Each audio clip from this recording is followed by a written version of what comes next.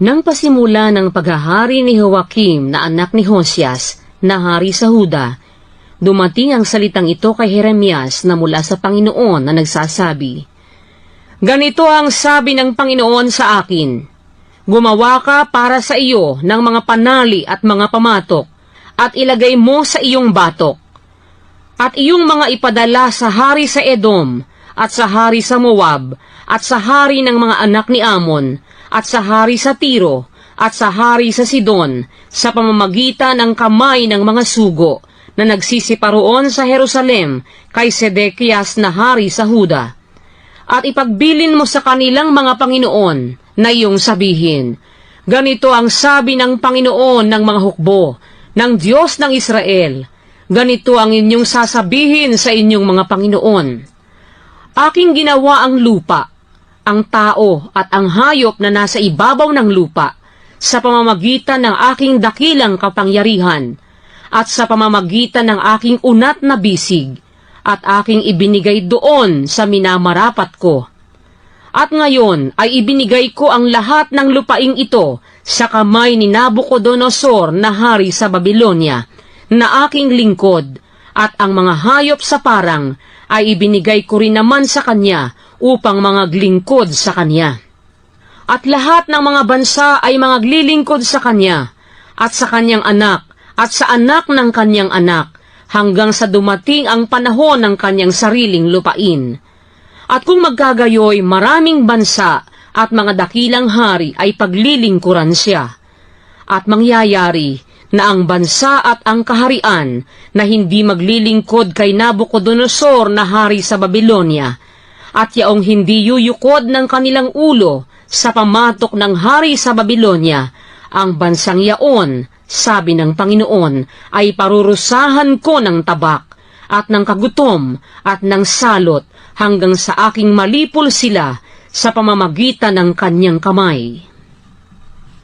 Ngunit tungkol sa inyo, huwag ninyong dinggin ang inyong mga propeta, o ang inyong mga manghuhula man, o ang inyong mga panaginip man, o ang inyong mga mapamahiin man, o ang inyong mga manggagaway man, na nangagsasalita sa inyo, na nagsasabi, kayo'y hindi maglilingkod sa hari sa Babylonia,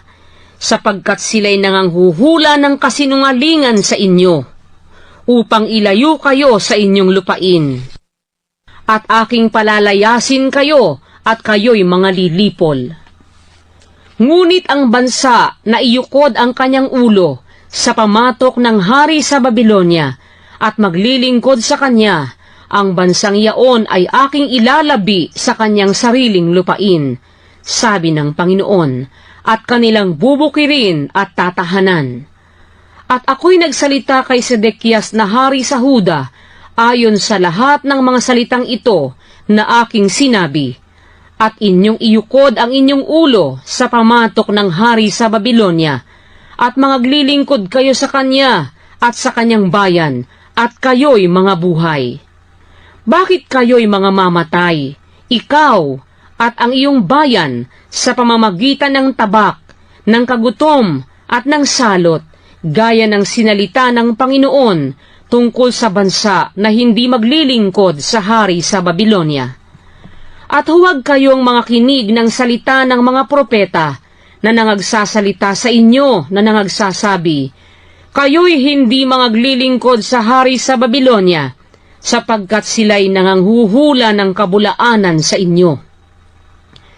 Sapagkat hindi ko sinugo sila, sabi ng Panginoon, kundi sila'y nanganghuhulang may kasinungalingan sa aking pangalan, upang aking mapalayas kayo, at kayo'y mga lipol, kayo at ang mga propeta na nanganghuhula sa inyo.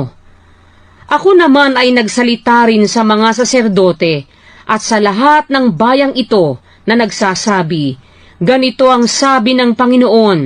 huwag kayong mga kinig ng mga salita ng inyong mga propeta na nanganghuhula sa inyo, na nangagsasabi, narito, ang mga sisidla ng bahay ng Panginoon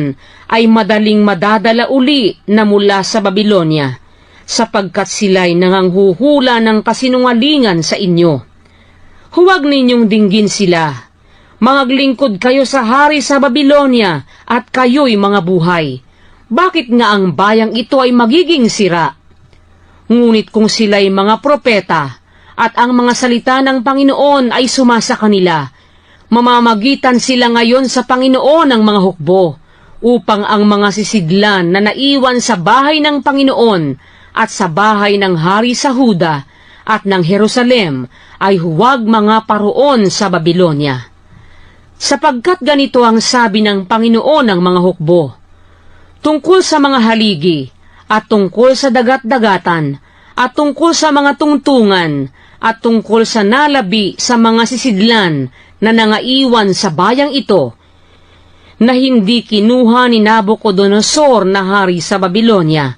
ng kanyang dalhing bihag si Jeconias, na anak ni Joaquim na hari sa Huda, mula sa Jerusalem hanggang sa Babylonia, at ang lahat ng mahal na tao ng Huda at ng Jerusalem. Oo, ganito ang sabi ng Panginoon ng mga hukbo, ng Diyos ng Israel, tungkol sa mga sisidlan na naiwan sa bahay ng Panginoon, at sa bahay ng hari sa Huda at ng Jerusalem, mga dadala sa Babylonia, at mga paroroon hanggang sa araw na dalawin ko sila, sabi ng Panginoon. Kung magkagayoy, isasampa ko sila at isasauli ko sa dakong ito.